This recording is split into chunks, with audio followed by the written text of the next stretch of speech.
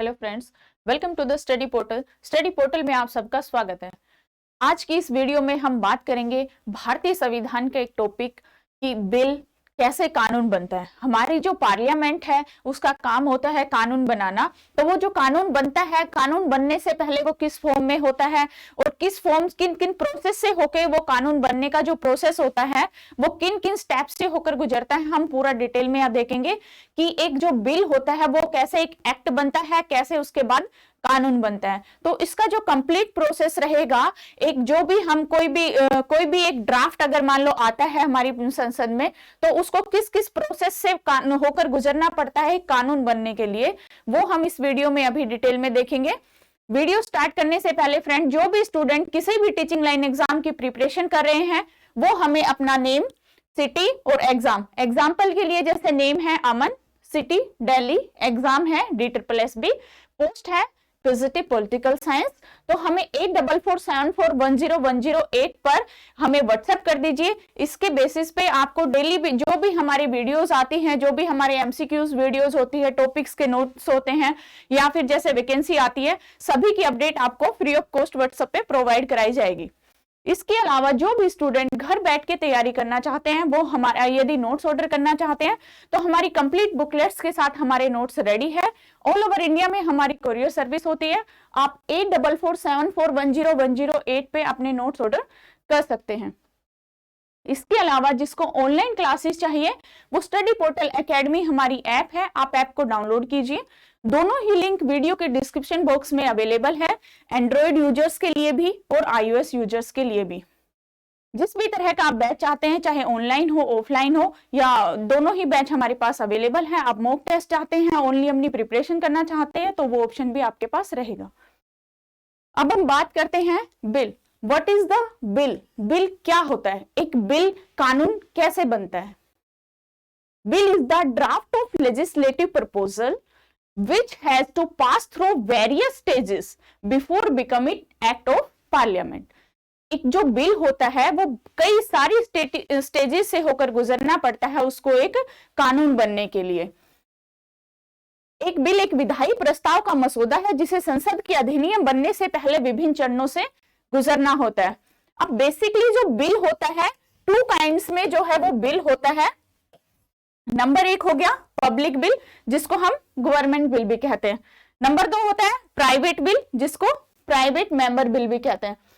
Public bill कौन सा होता है? पब्लिक बिल वो होते हैं जो हमारे जो मिनिस्टर्स होते हैं वो इन बिल को लाते हैं। जो हमारे मिनिस्टर्स होते हैं, जैसे मान लो फाइनेंस मिनिस्टर हो गया, एजुकेशन मिनिस्टर हो गया, डिफेंस मिनिस्टर हो गया।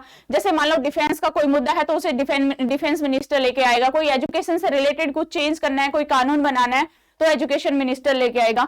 इस तरह के जो बिल होते हैं उनको हम गवर्नमेंट बिल कहते हैं, यानी पब्लिक बिल कहते हैं, क्योंकि जो हमारी गवर्नमेंट होती है वो पब्लिक के द्वारा ही चुनी हुई होती है, इसलिए हम उसको गवर्नमेंट बिल और पब्लिक बिल दोनों ही नाम से जानते हैं। और इसमें सिर्फ मिनिस्टर जो है वो बिल को पेश करते हैं। जो बिल पेश करने से पहले उन्हें जो नोटिस देना होता है 7 डेज बिफोर जो है प्रायर इंफॉर्मेशन देनी होती है। ये बिल लोकसभा या राज्यसभा दोनों ही सदन में पेश किया जा सकते हैं। सेकंड पे आता है प्राइवेट बिल या प्राइवेट मेंबर, जिसको MPs पेश करते हैं, यानी कि मेंबर ऑफ पार्लियामेंट। जो हमारे सांसद होते हैं वो इस बिल को पेश करेंगे। यहाँ मोस्टली अपोजिशन पार्टी के जो नेता होते हैं वो कोई बिल लेकर आते हैं, कोई कानून लाते हैं, कुछ चेंजेस करना चाहते हैं, कोई कानून बनवाना चाहते हैं।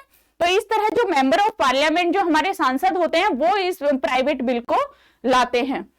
प्राइवेट बिल लाने से पहले 14 days before 14 days prior information देनी होती है। गवर्नमेंट बिल से पहले 7 डेज की और प्राइवेट बिल के लिए 14 डेज की। फ्रेंड्स, यहाँ पे डिफरेंस पूछा जाता है कई बार एग्जाम में कि पब्लिक बिल या गवर्नमेंट बिल और प्राइवेट बिल में क्या डिफरेंस होता है। दोनों अलग अलग चीज है। गवर्नमेंट बिल जो है वो हमारे मिनिस्टर्स लाते हैं। अगर वो बिल लाते हैं तो उनको 7 डेज बिफोर जो है प्रायर इंफॉर्मेशन देनी होती है, 7 दिन पहले उन्हें नोटिस देना होता है। प्राइवेट बिल जो होता है वो हमारे MPs लाते हैं, जो हमारे सांसद होते हैं, मेंबर ऑफ पार्लियामेंट होते हैं। वो इस बिल को लाने से पहले 1 मंथ का, सॉरी मैंने 14 बताया था, यहाँ पे आएगा 1 मंथ की प्रायर इंफॉर्मेशन उन्हें देनी होती है। मतलब 1 महीना पहले उन्हें सूचित करना होता है, उसके बाद ये बिल आता है। ये था हमारा प्राइवेट और गवर्नमेंट बिल का डिफरेंसेस और कौन कैसे पेश करते हैं, कहां पे पेश करते हैं, कितने दिन का डिफरेंस होना चाहिए। पॉलिसीज, एक कानून बनने से पहले का जो प्रोसेस होता है, सबसे पहले क्या होता है, कोई एक ड्राफ्ट, बेसिकली कोई भी रॉ मटेरियल टाइप में एक ड्राफ्ट पहले तैयार किया जाता है कि ये ड्राफ्ट है और इसको हमें कानून बनाना है। फर्स्ट स्टेप हमारा ये रहेगा। सेकंड स्टेप्स में आता है बिल को कंसीडर किया जाता है पार्लियामेंट के थ्रू। थर्ड स्टेप में हमारा आता है इफ पास पार्लियामेंट, तो बिल जो है वो गवर्नर जनरल प्रेसिडेंट के पास जाता है और उसके बाद यदि पास हो जाता है तो वो बिल कानून बन जाता है। इसके बाद हम देखते हैं टाइप्स ऑफ बिल। बिल जो है वो कितने टाइप्स के होते हैं। सबसे पहले आता है साधारण विधेयक, मतलब ऑर्डिनरी बिल, जो कि हमारे आर्टिकल 107 में दिया हुआ है। सेकंड पे आता है धन विधेयक, मनी बिल, जो कि आर्टिकल 110 में है। थर्ड नंबर पे होता है वित्त विधेयक, finance bill, article 117। Fourth number पे संविधान संशोधन, यानी इसको हम स्पेशल बिल या कॉन्स्टिट्यूशनल अमेंडमेंट बिल के नाम से भी जानते हैं, जो आर्टिकल 368 में मेंशन है। इस तरह जो है ये हमारी 4 टाइप्स ऑफ बिल है। यदि आपसे क्वेश्चन पूछा जाता है कि ऑर्डिनरी बिल यानी साधारण विधेयक कौन से आर्टिकल में है, तो आपके पास आंसर होगा 107 आर्टिकल में। यदि पूछा जाता है मनी बिल कौन से आर्टिकल में आता है, तो आपके पास आंसर होगा 110 नंबर आर्टिकल में। फाइनेंस बिल कौन से आर्टिकल में है, 117। और कॉन्स्टिट्यूशनल अमेंडमेंट जो बिल है वो है आर्टिकल 368 में। इस तरह ये हमारे चारों बिल आप देखते हैं। बिल का क्या प्रोसेस रहेगा, किन किन चरणों से होकर बिल को गुजरना होता है। विधेयक को कानून या अधिनियम बनने की जो प्रक्रिया होती है वो कौन से आर्टिकल में, एक साधारण के लिए अभी हमने देखा 107 में, साधारण विधेयक के लिए मतलब जो ऑर्डिनरी बिल होता है उसके जो वर्णन है वो आर्टिकल 107 में है। साधारण विषय संसद के किसी भी सदन यानी कि लोकसभा या राज्यसभा कोई से भी सदन में पेश किया जा सकता है, लाया जा सकता है। लेकिन जो हमारा फाइनेंस बिल होता है, मनी बिल और फाइनेंस जो बिल होता है, धन विधेयक और वित्तीय विधेयक, वो केवल लोकसभा में पेश किया जाता है, पहले लोकसभा में ही आएगा। किसी भी विधेयक का कानून बनने के लिए दोनों सदनों का एक मत से पारित होना आवश्यक है।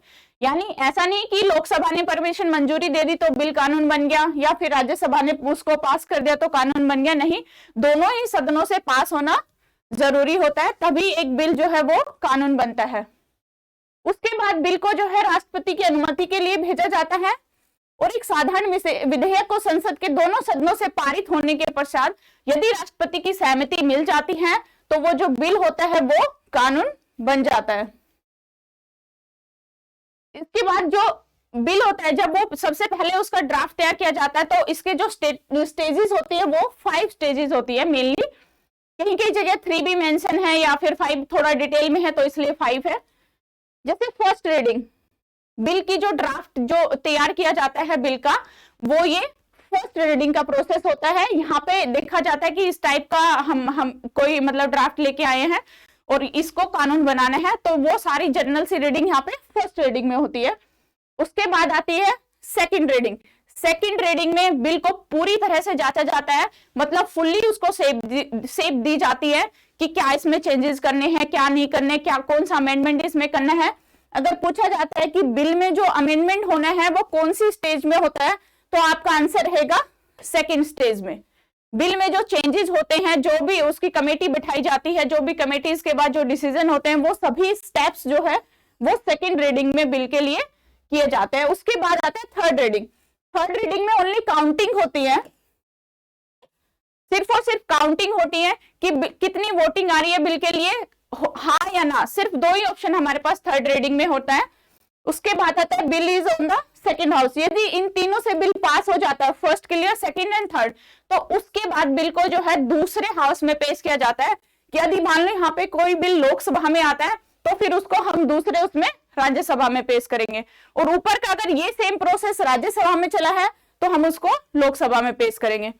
जब दूसरे सदन में बिल आता है तो सेम यही तीनों स्टेप्स उसमें फिर से रिपीट होंगे। पहले फर्स्ट रीडिंग होगी, फिर सेकंड होगी, फिर थर्ड होगी।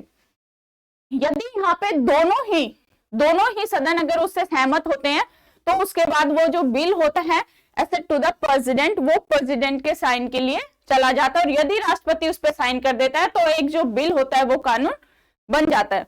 यदि यहाँ पे कंफ्यूज मामला हो जाता है, मान लो एक सदन ने इसको पास किया, सेकंड पे आगे वो रुक जाता है, बिल को रोक लिया, काफी टाइम हो गया, बिल का कुछ डिस्कशन नहीं हो रहा, तो यहाँ पे जो प्रेसिडेंट होते हैं वो एक ज्वाइंट सिटिंग बुलाते हैं। आर्टिकल 108 के अंदर संयुक्त बैठक की जो बात की जाती है वो बिल का जब डिस्कशन रुक जाता है तो उसी के ऊपर चर्चा के लिए होती है कि दोनों सदनों की संयुक्त बैठक बुलाई जाती है।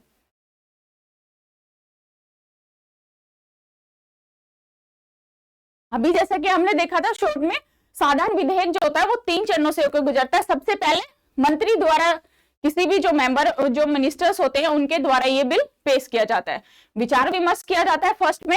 सेकंड स्टेप में जो होता है सदन में उसके ऊपर चर्चा होती है, जो उसमें आवश्यक चीजें होती है, जो चेंजेस होते हैं, जो कमेटी बैठाई जाती है, जो रिपोर्ट सौंपी जाती है, वो सभी हमारी सेकंड स्टेप्स में होती है। जो उसमें संशोधन करना होता है वो सभी सेकंड में होता है। उसके बाद आता है थर्ड में जो है विचार विमर्श करने के पश्चात उसमें वोटिंग होती है संसद में। कुछ महत्वपूर्ण विचार विमर्श के पश्चात विधेयक संसद द्वारा उन्हें पारित किया गया, अगर सहमत है तो वो वहां पे पास हो जाता है, नहीं है तो वो फिर वहीं की वहीं खत्म हो जाता है। संसद के एक सदन द्वारा विधेयक पारित होने के बाद दूसरे सदन में भेजा जाता है और जैसा कि प्रोसेस पहले रिपीट हुआ है सेम दूसरे सदन में वही रिपीट होगा। इस प्रकार यदि दोनों ही सदन उसको सहमति से पारित कर देते हैं तो वो बिल राष्ट्रपति की अनुमति के लिए चला जाता है और राष्ट्रपति यदि उस पर साइन कर देते हैं तो वो बिल एक जो है कानून बन जाता है। यदि दूसरा सदन उससे सहमत नहीं है तो जो हमारा आर्टिकल 108 है वो दोनों सदनों की संयुक्त बैठक के लिए उपबंध करता है। ऐसी स्थिति में दोनों सदनों में एक मत से पारित नहीं होता है तो संसद के दोनों सदनों के मध्य जो बिल आया है, जो एक्ट आया है, उसको लेके जो मतभेद होता है उसके लिए हम ज्वाइंट, राष्ट्रपति जो है वो ज्वाइंट सिटिंग बैठाता है आर्टिकल 108 के तहत। 108 के तहत संयुक्त बैठक के 3 अवस्थाओं का उल्लेख किया गया है संसद में। संसद के एक सदन में विधेयक पारित होने के पश्चात जब दूसरे सदन में भेजा जाता है और दूसरा सदन यदि उसको अस्वीकार कर दे तो उस संशोधन को सहमत नहीं है, दूसरे सदन ने या उसका कोई जवाब नहीं दिया, 6 महीने से अधिक टाइम पीरियड के लिए उसको अपने पास रोक लिया है, तो ऐसी कंडीशन में जो राष्ट्रपति है वो संयुक्त बैठक बुलाता है और इस उपस्थिति में मत देने वाले सदस्यों का बहुमत इस संयुक्त बैठक से विधेयक को पारित कर दोनों सदनों से पारित समझा जाता है। यानी जब संयुक्त बैठक के लिए दोनों सदन वहां पर रहेंगे तो एक जो सीमित बहुमत होता है उससे वो विधेयक पारित यदि हो जाता है तो दोनों सदनों से ही उसको पास माना जाता है। राष्ट्रपति संसद द्वारा पारित विधेयक राष्ट्रपति की स्वीकृति के लिए भेज दिया जाता है। जब दोनों सदनों की यदि संयुक्त बैठक से वो विधेयक पास हो जाता है तो राष्ट्रपति की अनुमति के लिए वो भेज दिया जाता है। यदि राष्ट्रपति ने उस पर साइन कर दिया तो वो बिल फिर कानून बन जाएगा और अगर नॉर्मली होता है, हमें ज्वाइंट सिटिंग की नीड नहीं है, तीनों प्रोसेस के बाद यदि वो राष्ट्रपति के पास आ रहा है तो भी बिल कानून बन जाएगा। राष्ट्रपति की स्वीकृति में क्या है, 3 विकल्प प्रेसिडेंट के पास होते हैं, या तो वो विधेयक को स्वीकृत कर दे, या सेकंड होता है स्वीकृति देने से वो उसे रोक दे, या फिर थर्ड होता है वो पुनर्विचार के लिए उसको संसद में वापस भेज दे। यदि राष्ट्रपति उसको स्वीकृति देते हैं तो वही जो हमारा बिल होता है वो एक्ट बन जाता है। इस प्रकार देश के लिए एक नया कानून रेडी हो जाता है। ये था हमारे एक बिल का एक्ट बनने का जो प्रोसेस है, बिल से लेके कानून बनने तक का जो प्रोसेस होता है, जिन जिन स्टेजेस से उन्हें गुजरना होता है वो सभी हमने इसमें डिस्कस किया है फ्रेंड्स। आज की वीडियो में हमारा बिल टू एक्ट का how become bill to an act हमारा टॉपिक कंप्लीट हुआ। Thank you.